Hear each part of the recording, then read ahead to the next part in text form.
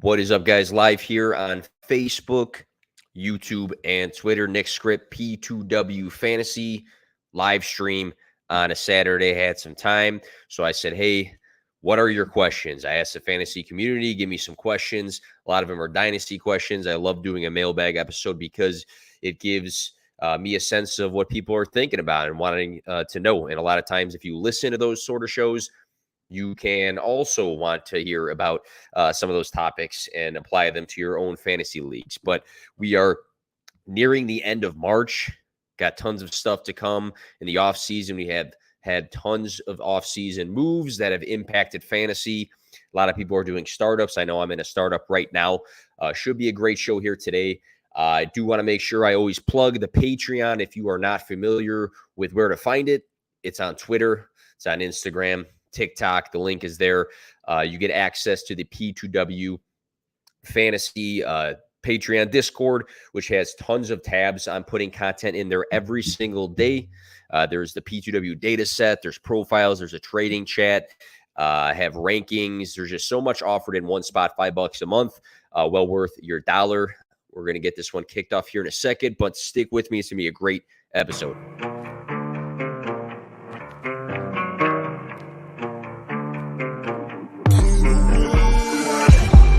Play to win, no fear to give. I feel but I can't forgive. I go all in this time, yeah, I won't regret. I'll pick the best on trip, they don't understand. I play to win, yeah, I play to win, I play to win. Yeah, I play to win, I play to win. Oh, play to win, I play to win. Yeah, I play to win, I play to win. All right. So we got the first question here at FFB Garage.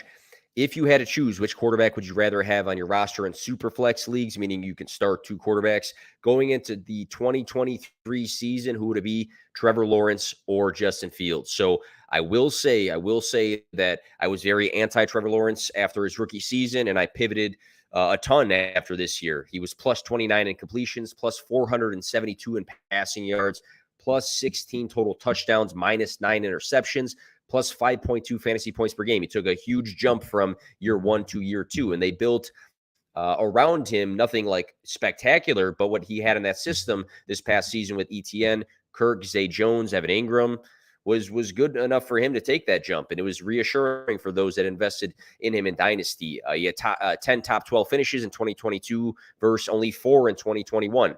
He was 8th overall for the quarterback position in fantasy, 17.9 points per game. And now in comes Calvin Ridley, who I've always been a big fan of. So I do like Trevor Lawrence a lot, and this is not a homer take, but I would prefer Justin Fields in Dynasty and in 2023.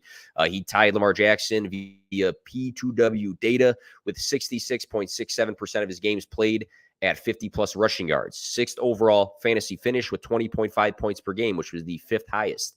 When we look at weeks 5 through 18 for Justin Fields, when he was really heating up, the playbook was more geared towards him. He was doing great for fantasy. Only Mahomes and Hurts averaged more fantasy points than his 24.1 points per game during that span. 9 top 10 finishes, 5 top 5 finishes. And this was all with Equanimeous St. Brown, Byron Pringle, Dante Pettis, Cole Kmet.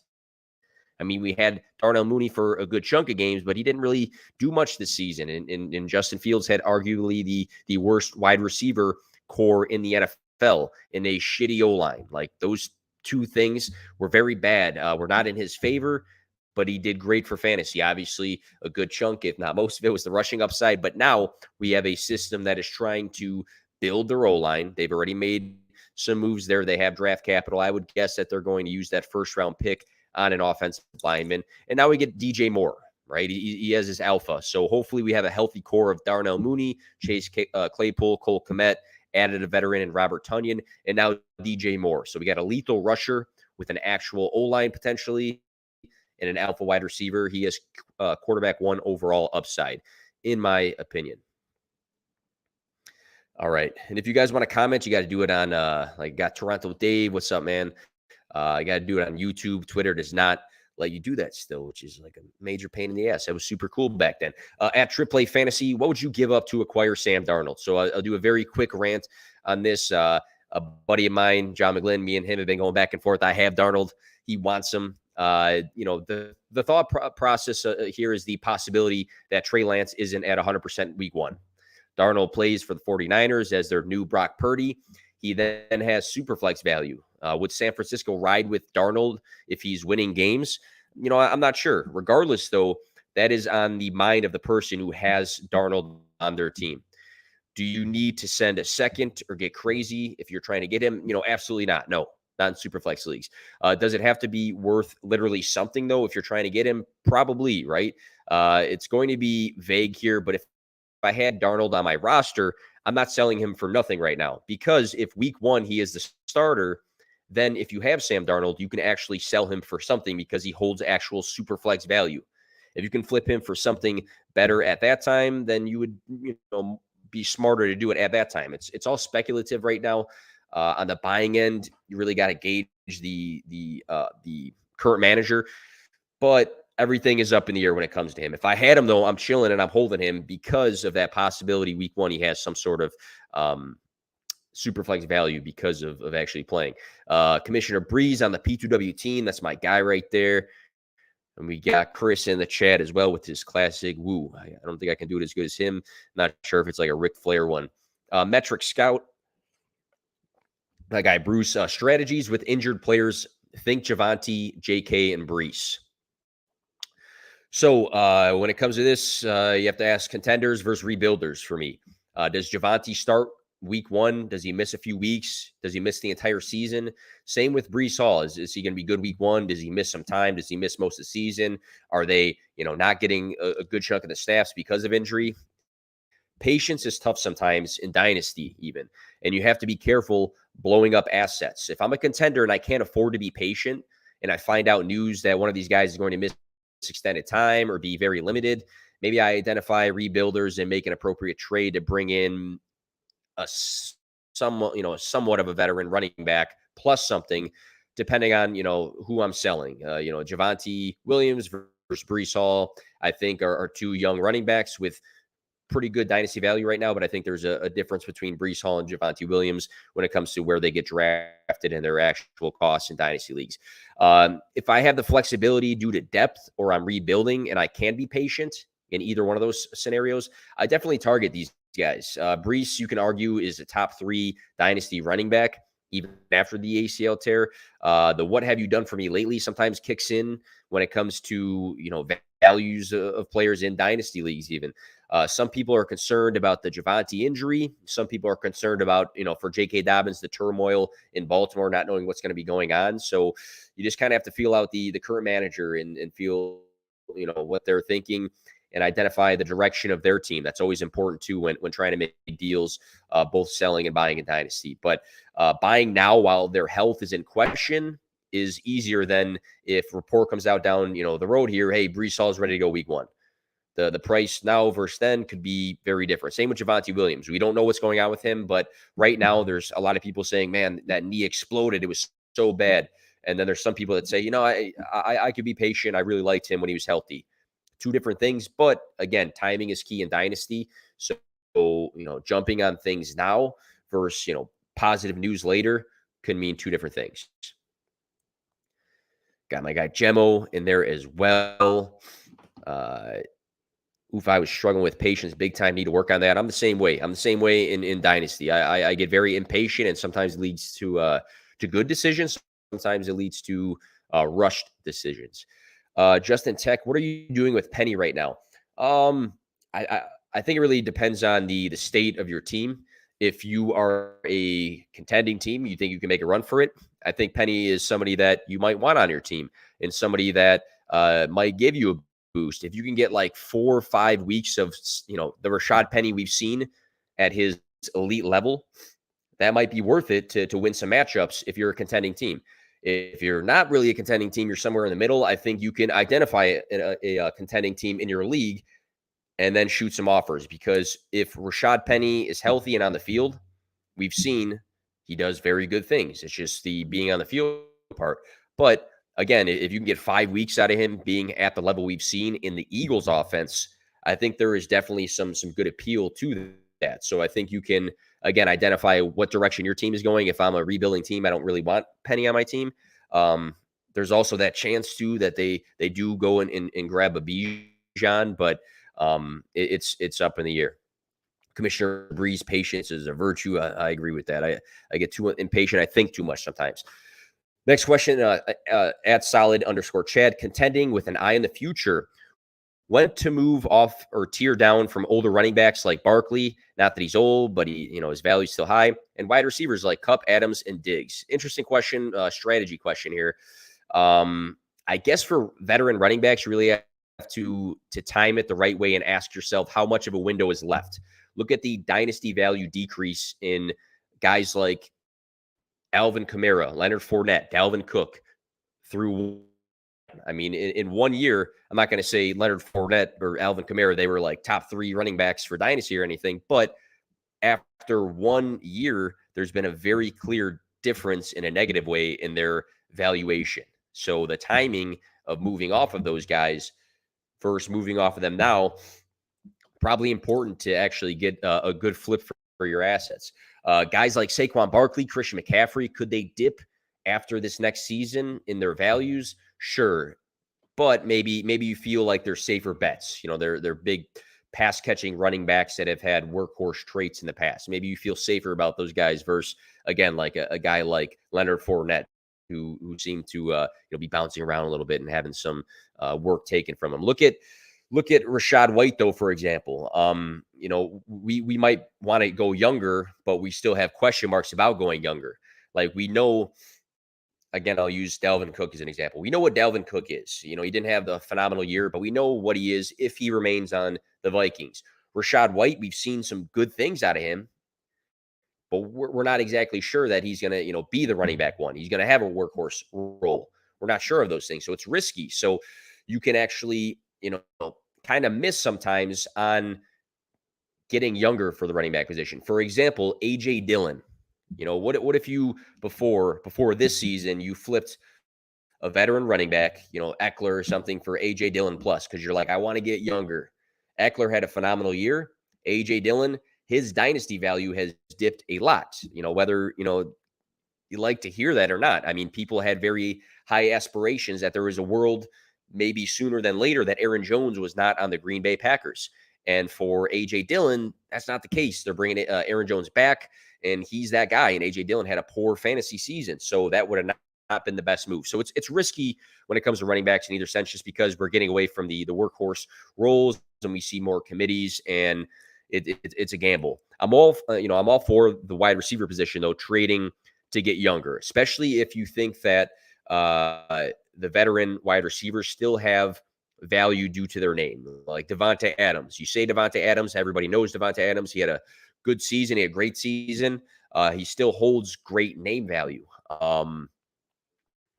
If you think, though, that there is the chance that a young wide receiver can find some consistency in his points per game and it's getting closer to that veteran, I would make the move sooner than later, because, we've seen what happened to guys like Julio Jones. Top of the world, everything looks great. Now he's dropped everywhere in leagues. You might ask yourself, hey, I want to go, get younger. How do I get from Davante Adams to a Garrett Wilson or a Chris Olave? It's moves to consider making, again, before the Julio drop off. Not to say that, a guy like Davante Adams still won't have some solid value this next season.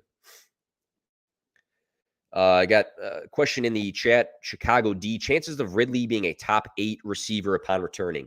Don't have the numbers in front of me. I've always been a Calvin Ridley fan. I think Calvin Ridley is an elite talent.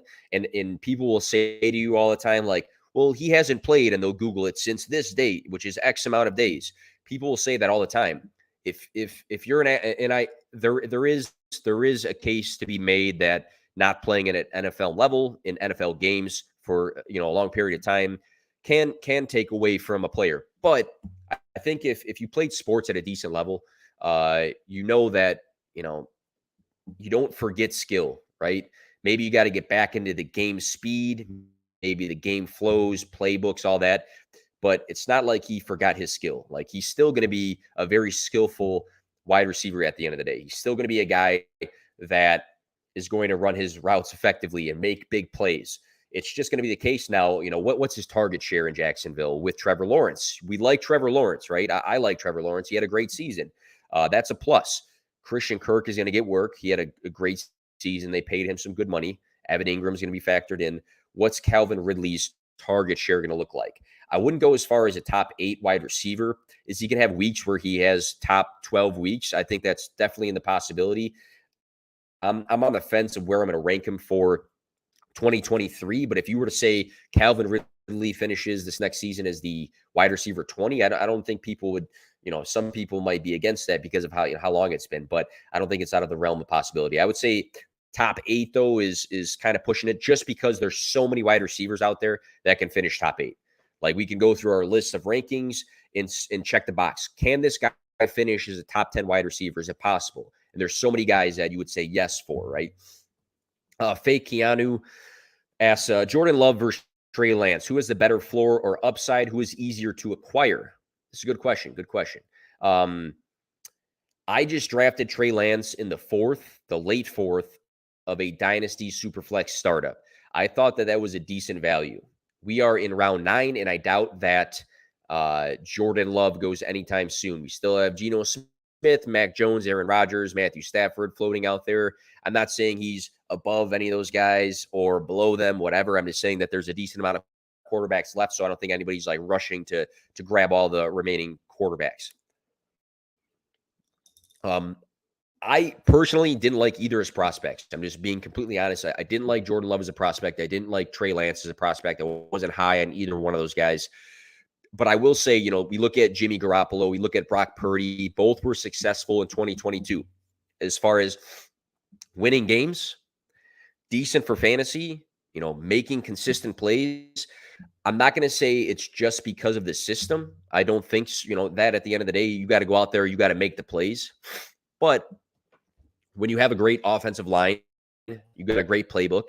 You have Deebo Samuel, Brandon Ayuk, and George Kittle that provide a lot after the catch. You just need to be competent as a quarterback, getting the ball into your playmakers' hands. So that plus the rushing upside that, everybody pairs with Trey Lance is very fantasy appealing and would make him very fantasy relevant. Could he get the ball into his playmakers' hands who all provide a lot after the catch? And then can he also have that rushing upside? To me, that's a clear difference versus Jordan Love, who may or may not be the Green Bay starter. I guess you could say the same about Trey Lance week 1. But if you look at what Jordan Love has in Green Bay and the weapons he has, like, people love Christian Watson. Romeo Doubs was stepping up. What else has he got going on there? Aaron Jones out of the backfield. His system and what he has versus what Trey Lance has, 2 very different things. Now, the prices are different. I said that when it came to the startup, where Trey Lance went versus Jordan Love still floating out in the open for anybody to take him. If I need, depth at the quarterback position in a super flex league at a lower cost, I think Jordan Love is a decent gamble. If I want to take a gamble for fantasy upside, it would be Trey Lance. So two different scenarios when it comes to that. All right. Somebody asked Alvin Kamara thoughts. Actually, I'm going to get to Alvin Kamara on this podcast here. Chris asks, any thoughts on teams that are barely changing, like the Vikings, versus teams that are completely changing, Panthers, for fantasy purposes? Do they put any weight on team consistencies for fantasy football players? We can just look at those systems and pick and choose what we want, for fantasy and that. We know what Justin Jefferson is. He is the wide receiver 1 for Dynasty for me. Tier 1, him and Chase, tier 1. We know what Justin Jefferson is. We know what TJ Hawkinson looks like in Minnesota. We're looking at a team now that has moved on from Adam Thielen, but TJ Hawkinson was above Adam Thielen in target share since he started in Minnesota. Great dynasty implications for TJ Hawkinson. A team like the Panthers is more speculative, right? You got guys that are more sleepers on that team. So you got a team, we know what Justin Jefferson is, elite wide receiver. We know what TJ Hawkinson is, elite tight end. Kirk Cousins had a great season. He's tied to those 2 guys. So, he's probably somewhere you'd rank top 12, top 14, right? Dalvin Cook, big question marks. We're not sure if he's still going to be there next season. But for the Panthers, you're going to have a rookie quarterback, right? Or Andy Dalton for like 3 games or something like that. DJ Shark, maybe a sleeper. Can Adam Thielen be healthy and have a little bit better of a resurgence in his fantasy stock? Maybe. It's more of like some question marks that will be question marks for everybody in fantasy, which creates a sleeper narrative like a DJ Chark. I think he has good receiving yard upside. We saw it in Detroit in his healthy games a couple times. We know what he did like in 2019 or whatever his big season was. More of a sleeper versus like what you got to pay for the guys that are in non-changing solidified scenarios. I hope that kind of answers that question.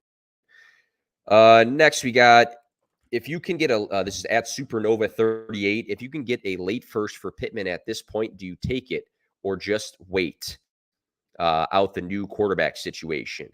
This is interesting. This is a really interesting one because when it came to Pittman, he was a guy that I really liked. He was a guy that I ranked fairly high. I think he took a dip in Dynasty, though. I think redraft, I was spicy. I think I might have had him like wide receiver 13 or 14. Obviously, he was not Matt Ryan's new Julio Jones, that some people spun a narrative of. 13.5 fantasy points per game was lower than over 20 other wide receivers this year. I get the situation sucked, and I get that they can fill the quarterback need via the draft, but there's big question marks. He was top 12 in targets and receptions, receiving yards and touchdowns, though. Those categories were poor. Can he continue to earn targets? Absolutely. Is his target competition pretty mediocre right now? I'd say yes. A late first really doesn't move the needle, though, for me. I think I'd try to pair him with something small for an earlier first if I can make that move. He still should be the Colts alpha wide receiver. If they are able to make a good move at quarterback, that late first round pick, picking a guy that, again, I'm comfortable with the early rounds of the first 4 rookie drafts right now, but later it's very murky. If you do a rookie mock draft, the end of the first round in one quarterback and superflex leagues don't seem to be very consistent. So you're really just like throwing, darts at that point. Whereas, we know that Pittman should still be the Colts alpha wide receiver. Plus, let's say, the Colts make a really good move at quarterback. And now we're looking at, whatever they do, a much better situation tomorrow than today at quarterback. Now Pittman's dynasty price goes up and you're like, shit, I shouldn't have sold him for the 112. I should have waited. Now he's worth the 1.8. I don't know, something like that. So I'm fine moving on from him. But I think that there's a chance that his stock goes up later versus what it actually is right now. There's a discrepancy in what it is versus what it actually could be. Coach Craig Sport, would you rather have a 2023 first or a 2024 first? A lot of people will argue with me on this, but hear me out. People will say, that 2024 first, it could be Marvin Harrison Jr. Just like they said last year, it could be Bijan. It could be JSN. I would say if you are on the fence of come your rookie draft day, you're on the fence. I don't know. I'm at the 110. I'm at the 111. Somebody really wants to draft. I am not super comfortable with the person that I'm going to draft here. And I think on that rookie draft day, everybody wants to draft. Maybe you're with your buddies. For my rookie drafts, we get with buddies. We have some beers. People want to draft. They don't want to sit there and watch you draft. Some people draft strictly online, so maybe it's different. But even online, people are eager to be part of something. I bet you if you get to that point where you're not sure who to take, you can ask for a 2024 first plus. And now you're taking a chance. Can you sell your 111 for a random 2024 and it turns into be a top 3 pick? Because people will say a projected early first for 2024 is if somebody's team can't blow up in a year, they make bad decisions, they make bad trades, they have injuries, or I'm sorry, that's the reverse. Let's say you have a person in your league that you think it's going to be a late first, that 2024 is going to be a late first. And then they have injuries, they make bad decisions, they blow up their roster.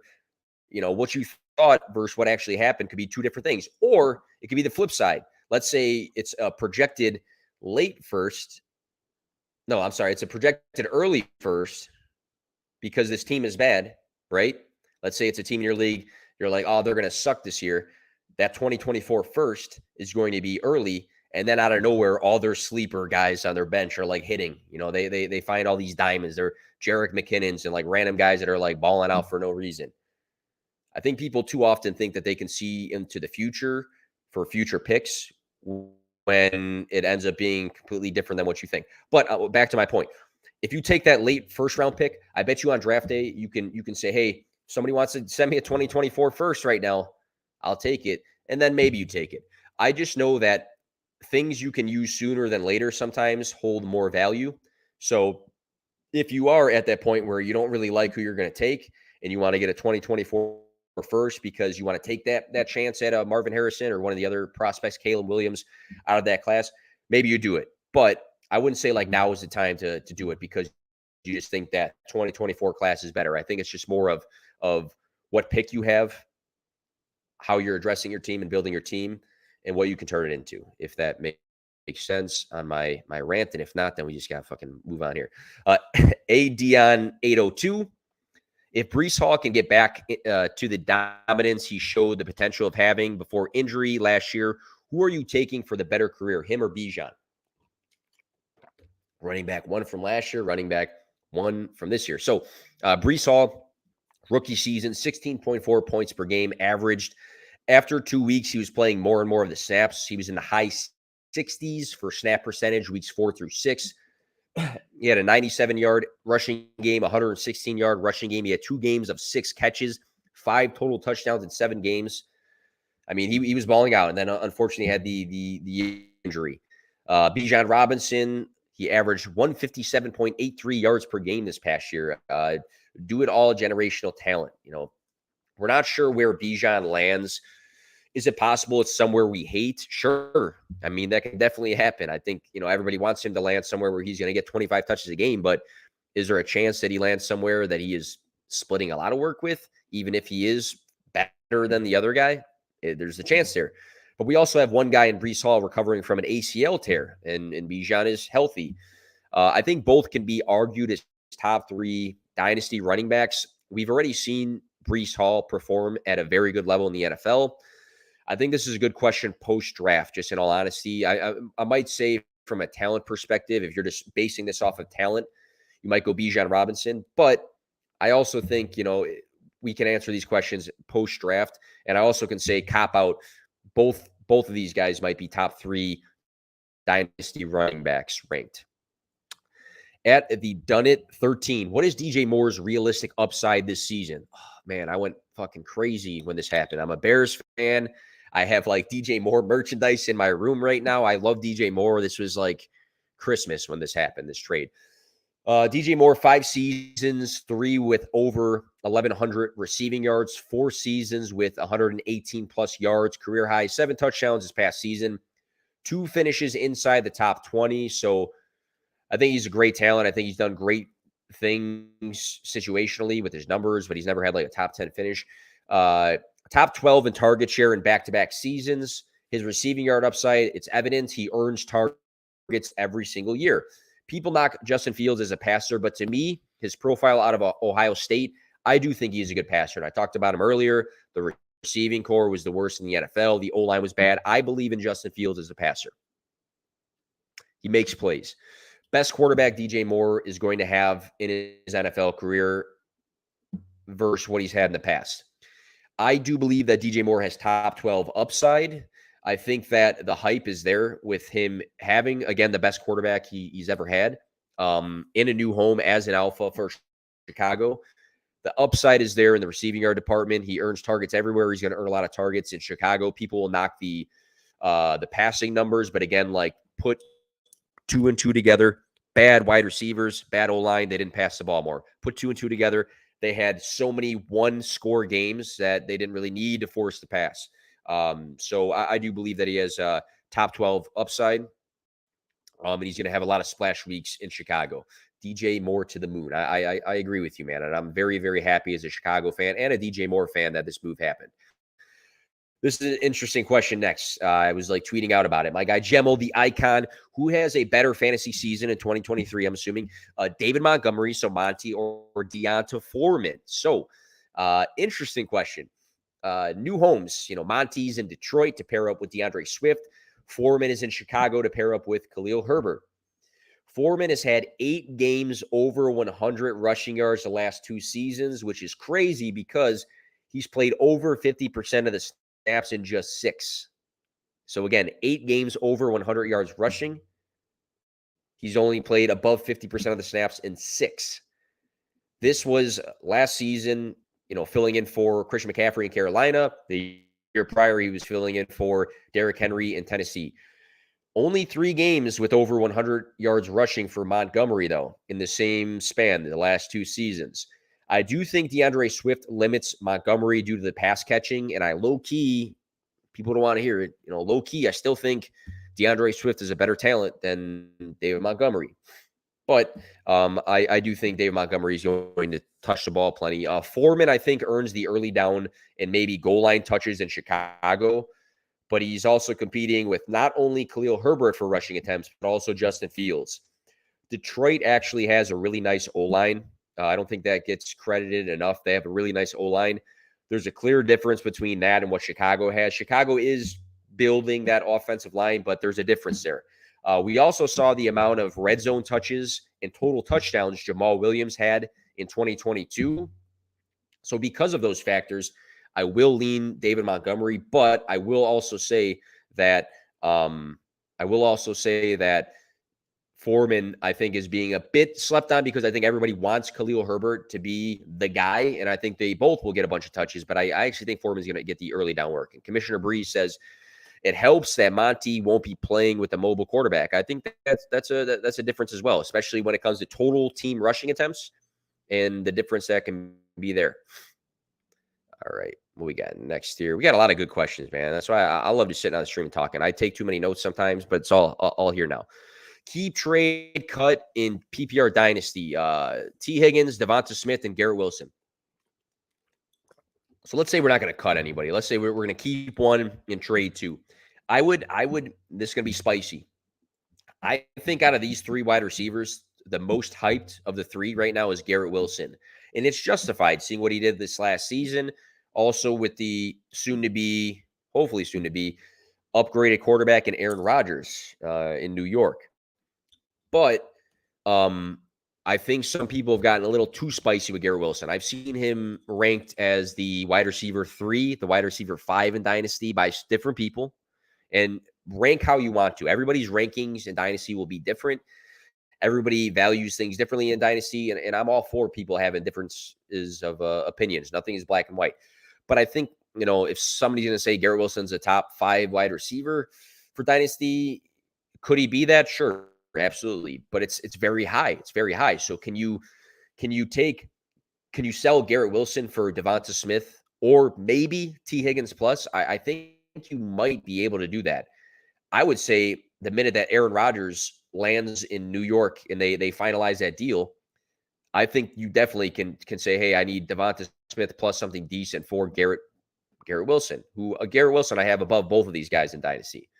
But because of that difference, I think you can fill and address your team needs a bit better. So I would sell Garrett Wilson.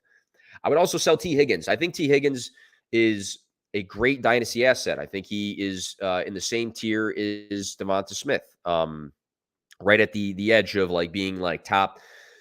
I forget where I had him in Dynasty, but I think T. Higgins is attached to Joe Burrow. That's phenomenal. I think T. Higgins makes some huge plays. I think that the gap between him and Chase sometimes is wider than maybe it is when we look at target share and targets and some of the receiving yard upside. But I also think that he's not the alpha, just like Devonta Smith's not the alpha. But I think there's a clear difference in cost and name value when it comes to T. Higgins versus Devonta Smith. And I think I have Devonta Smith and T. Higgins in the same tier. So if the perception and the market value says T. Higgins and Devonta Smith have a clear price difference, but for me, they're in the same Dynasty tier, then I would keep Devonta Smith because I can flip T. Higgins for more of a value than I can for Devonta Smith, if that makes sense. That's like ranking. That's like everybody perceiving red and blue to be very different in Dynasty, even though they're in the same tier. It's a shitty analogy, but I hope hope I'm painting the picture of what I'm saying is if most people see there's a good gap between Higgins and Devonta Smith, but I see them in the same tier, then I would keep Devonta Smith and flip Higgins for that difference of perceived value. But that's a good question there.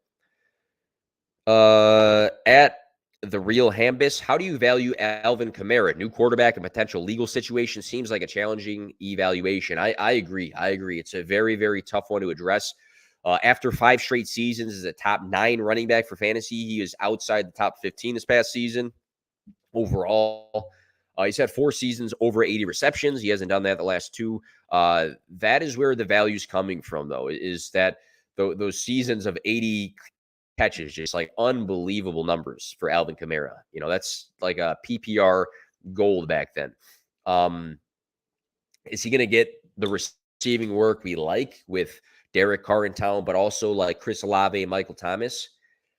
I don't know. I don't know. You got a 27-year-old veteran who just had his worst season for fantasy, now likely is going to be suspended and in legal trouble.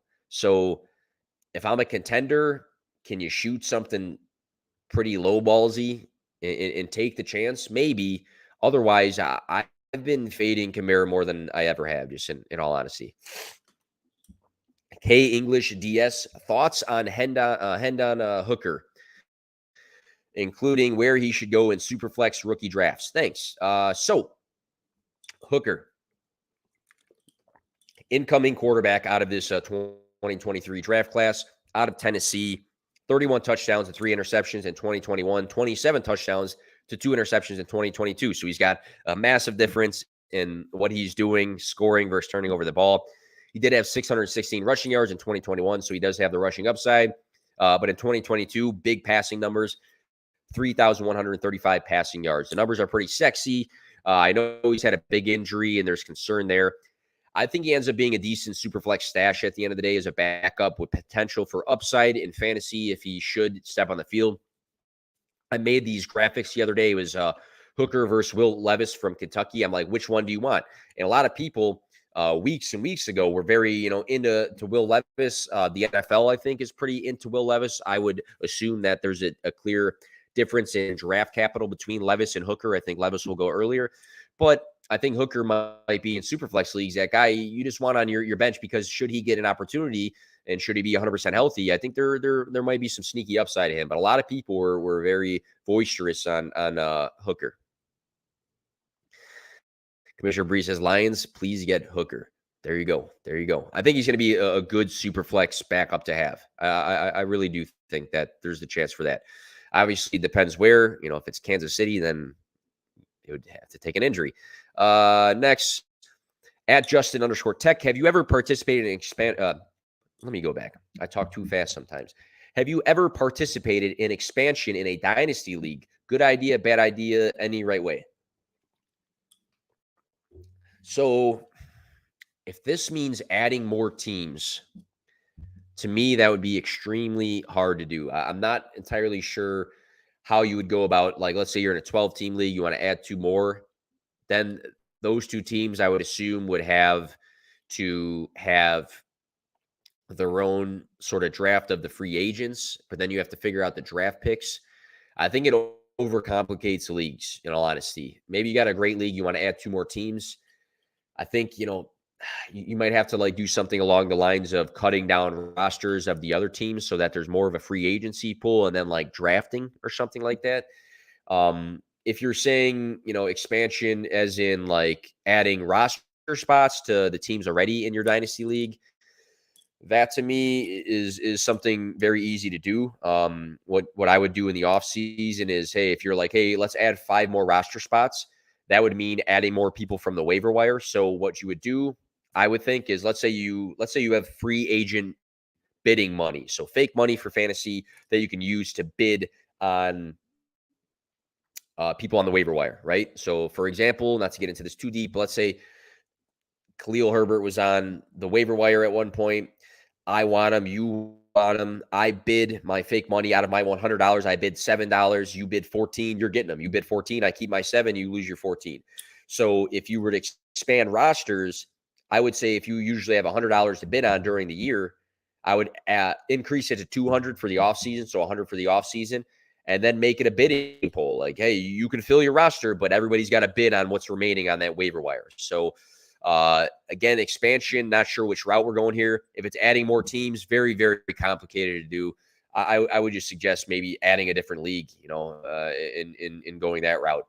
Otherwise, you're really going to have to just cut down rosters, create more of a pool of players for those guys to actually have a team. Draft picks, not sure how that would work, but it's easy if you just say you want to expand the rosters. If you got 12 teams, you want to expand the bench spots, add some more money that people can bid with, and then it could be a bidding war on whatever's left on the waiver wire, which is something people do. So that's nothing crazy.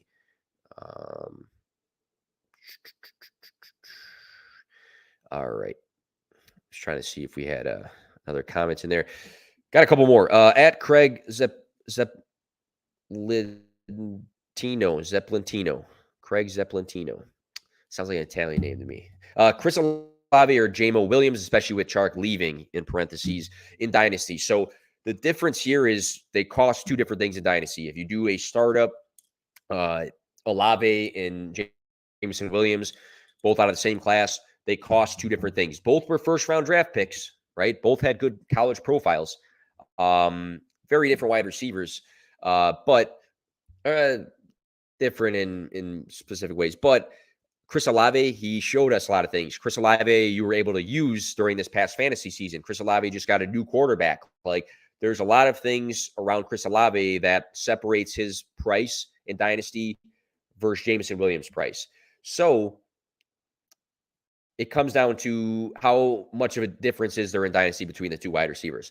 If you think that they are closer to one another in Dynasty than further, but the price is different, then that means if you had Chris Olave, you would be able to say, hey, I want Jameson Williams plus something else decent for Chris Olave, which I think you can do. For me, if I'm just saying in general, like rankings, who do you have ranked higher? It's Chris Olave for me, just because, again, we've seen a lot out of him his rookie season. Could Michael Thomas be healthy and take a lot of the targets? Sure, but he's also a very aging wide receiver, whereas we look at Detroit and Amon-Ra St. Brown, that's the alpha there. He's going to command the highest of the target share, I think. Jameson Williams, is he going to have huge fantasy upside? I definitely think he will. I think he's going to have that big playability that we saw in college. I think he just has unbelievable speed. He's going to be a great asset. But again, you have the Amon-Ra St. Brown factor. Maybe, we have the proof of what one guy's done in the NFL versus the other guy. And also, like, the cost is very different between the two right now. So you like Akers moving forward? Nate asks. I don't have any notes on Cam Akers or anything like that in front of me right now. But off the top of the dome, I would say that Cam Akers had all that turmoil and, the good chunk of the year was very poor for him. Then at the end of the season, he started getting a lot of work. He was scoring well for fantasy. He was having some good rushing days. I wasn't really big on him coming out of college. In all honesty, I think that he was overvalued in Dynasty for far too long, and now we rank him much lower than a lot of people had him before. I think the Rams are really all over the place right now. Kyron Williams, I don't see him as like a threat to be the running back one right now. I think he is, a guy that can catch some passes. I'm still not super comfortable like being all in on Cam Akers, though. I think we've seen like small windows of Cam Akers, but I've also think we've seen a lot of question marks in overvaluation of Cam Akers. So if he's the running back one, then he probably is a guy that's not going to cost a lot to have him on your team right now. But I wouldn't be surprised if they did add to that room and have somebody else getting a chunk of that work. At Thomas Chicani, who are some good mid-tier wide receivers and running backs to target this offseason in two quarterback dynasties? So I do buys and sells all the time in the Patreon. I do it videos on TikTok that I put on Twitter. I do buys and sells fairly often on the podcast. So I won't go into detail, but I'm just going to list some guys that come to mind that are, not the elite of the elites, but might be worthwhile in Dynasty. So I love Jahan Dotson. I loved him as a prospect. I thought he went, I think he was being slept on in rookie drafts big time. He had some touchdown upside this past season. He had some really nice fantasy weeks when healthy. Rashad Bateman, is he the wide receiver one in Baltimore as of right now? Yes, he is. They did go get Nelson Aguilar, which I made a funny video about. But Rashad Bateman, price is small because we don't know who the quarterback's going to be. Is it Lamar Jackson? He also hasn't done anything for us lately because he was, banged up. So that price is not great. But again, could he be the wide receiver, or will he be the wide receiver one moving forward in Baltimore? As of right now, yeah. Elijah Moore, I still have so much faith in. I'm a big stan. What he did his final season at Ole Miss, unbelievable. The massive scoring weeks with different Jets quarterbacks his rookie season. Now he's attached to Deshaun Watson as the wide receiver 2, I think, over Donovan Peoples-Jones, behind Amari Cooper. I think we're going to see a glimpse of what we saw that rookie season. If I'm a contender, Calvin Ridley, just based off the history, based off of Trevor Lawrence taking a step forward, based off the question marks of, him missing time. Contender, Brandon Cooks, just based off a resume and doing, great things in the receiving yard and fantasy department in many different homes through time, if I'm a contender. Antonio Gibson, I'm not a big Gibson guy, but I also think that he's going very low in like startups and his cost's not great. Could he be like Bieniemy's, Jerick McKinnon in Washington? I don't know. I really don't think Brian Robinson. I think Brian Robinson is going to get plenty of work because Rivera loves him, but I also don't think he's like this phenomenal talent that's going to take away all the work. So I still have some faith in Gibson, especially just seeing he had some really nice weeks this past season. He's had a great fantasy career since he's been in the league. Contender, like really hard dart throw. The offense looks decent with Carr and Olave and Michael Thomas.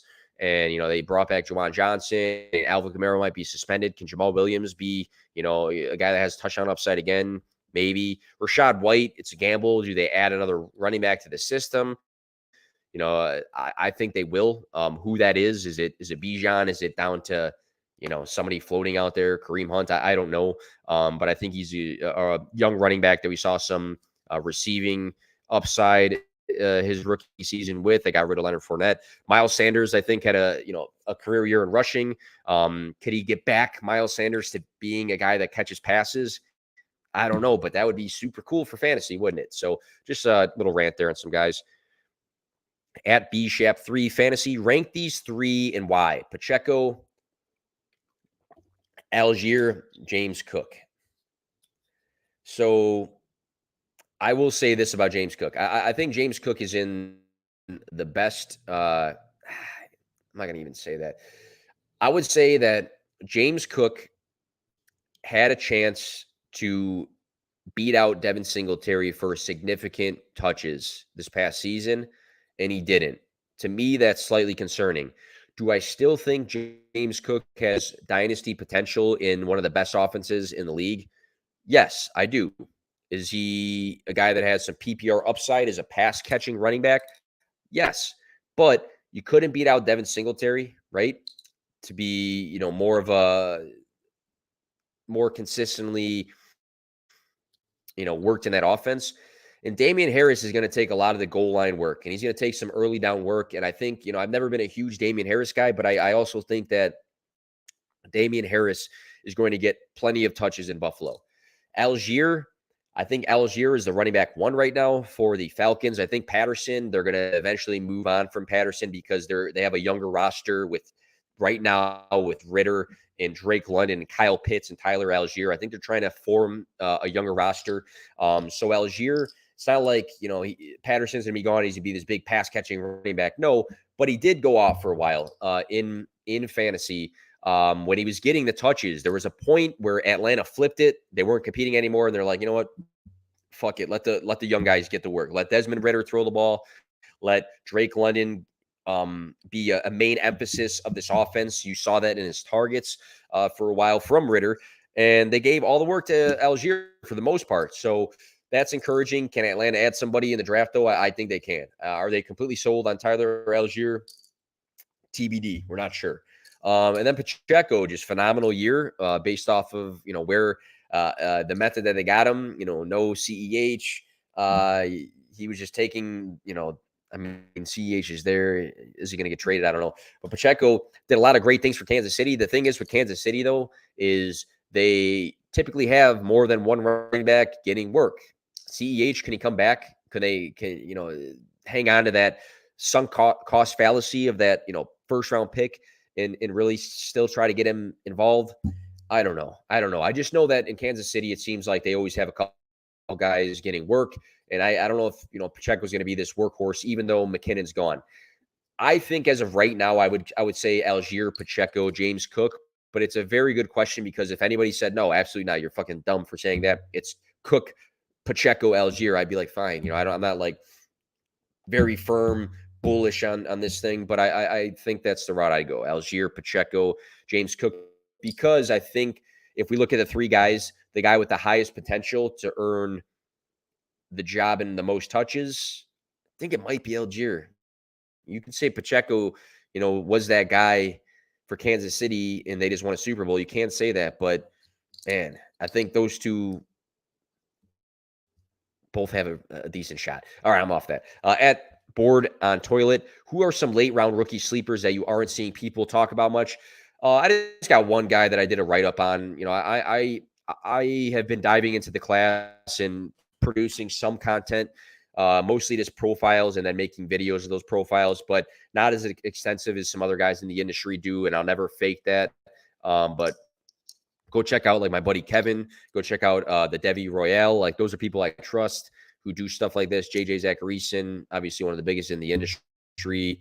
That's a great source there. But Raji Rice out of SMU, 6'1", 204, 96 receptions, 1,355 receiving yards, 10 touchdowns this past season. He had 9 touchdowns the year prior, so able to score, consistently got better every year through his college career.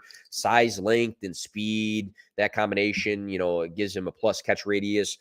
I think Raji Rice is fairly interesting in a guy that, it's going to come down to where does he go in drafts, in the NFL draft.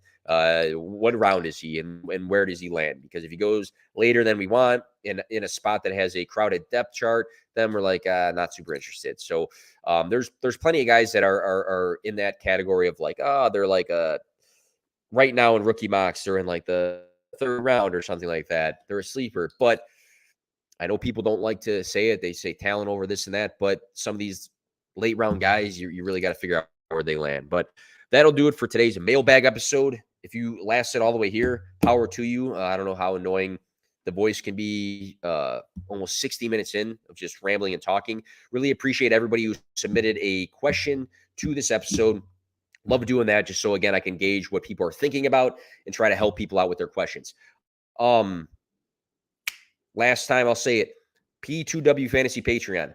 If you consistently consume this podcast or my content, which maybe there's a group of people that do, I bust my ass nonstop to produce many different forms of content, infographics, player profiles, short videos, podcasts like this, long videos, YouTube, like, I don't know, written material. Like I try to do everything.